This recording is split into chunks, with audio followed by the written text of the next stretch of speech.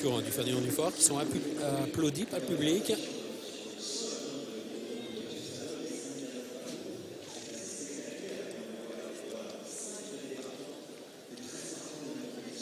Et la Kazakh Papo qui attaque en force. Sur le steeplechase est réservé aux 4 ans, se dirigeant donc vers la première difficulté. C'est le numéro 11, 5 Xavier, avec son écharpe orange qui vient maintenant s'installer en tête de course, avec le numéro 5, 5% qui vient en deuxième position. Politica, le numéro 9, écharpe rouge, est en troisième position à la corde, devant le numéro 12, Chacapon, et là ce Ponche Nantais qui vient à son extérieur. Le numéro 3, Roi Mage, qui est là également à l'extérieur. On retrouve également bien placé Ruby Walsh qui étincelle sur le numéro 10 Saint-Richard qui vient avec son écharpe jaune clair, alors que le numéro 2 Kariakou est toujours en léger retrait. Le 13 Triana du Berlay étant en dernière position. Avec 5 Xavier, le numéro 11, écharpe orange, qui a l'avantage. Saint-Richard galopant à son extérieur. Nous avons le numéro 12, Chacapon, qui est bien placé. Le 5, 5% est également parmi les chevaux de tête.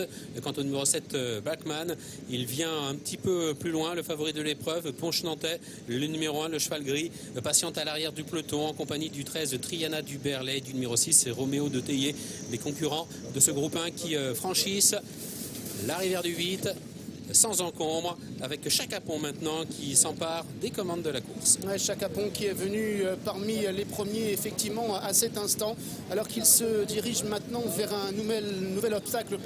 Il s'agit de l'Auxerre qui les attend. Poulougas est également venu maintenant parmi les premiers, semble-t-il, avec son écharpe blanche. Oui, c'est bien Poulougas qui est venu en tête. Devant le numéro 4, Castellaina. Chacapon est en troisième position à la corde. Le numéro 3, Roi Mage, qui est là, 5% également, qui vient côté corde pour franchir et traverser le Bullfinch. Roméo de Théier, le numéro 6, fermons la marche. Poulougas, le numéro 8, monté par Jacques Ricou aux commandes de la course. Chacapon qui se retrouve maintenant en deuxième position avec Castelnia, le numéro 4 qui est troisième. 5% venant ensuite, flanqué à son extérieur par le numéro 3, Roi Mage. Nous avons Politicar, le numéro 9, qui est un petit peu plus loin avec Balkman, qui vient ensuite côté corde. Le favori de l'épreuve, l'As Ponche Nantais, toujours à l'arrière, en compagnie du numéro 13, Triana du Berlay, avec le numéro 2, Kariakou, qui est pour le moment en avant-dernière position. Et c'est toujours le 6, c'est Roméo Théier, qui ferme la marche côté corde.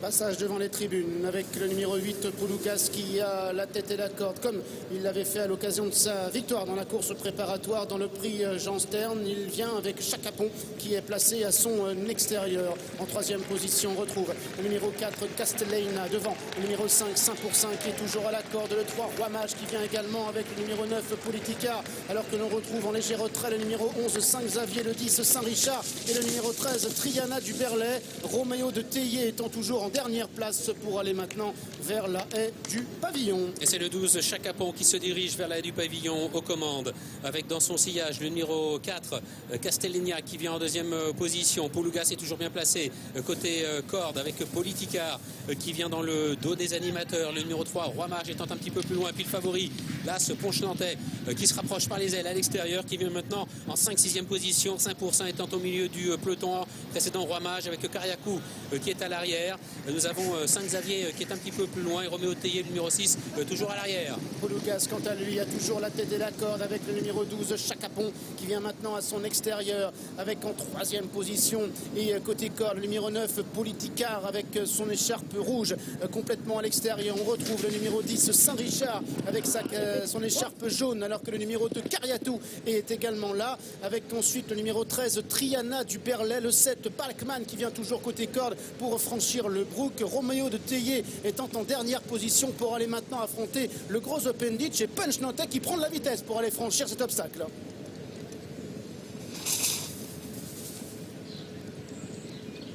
Qu'il a franchi d'ailleurs sans encombre le favori en revanche, le numéro 12 Chacapon, a éjecté son jockey Gaëtan Mazur. Après le gros open ditch, le mur en pierre, nouvelle chute, celle du numéro 4 Castellania, Punch Nantais, Kariakou qui sont toujours là avec côté corde Poulougas qui est toujours bien en course, précédant le numéro 3 Roi Mage.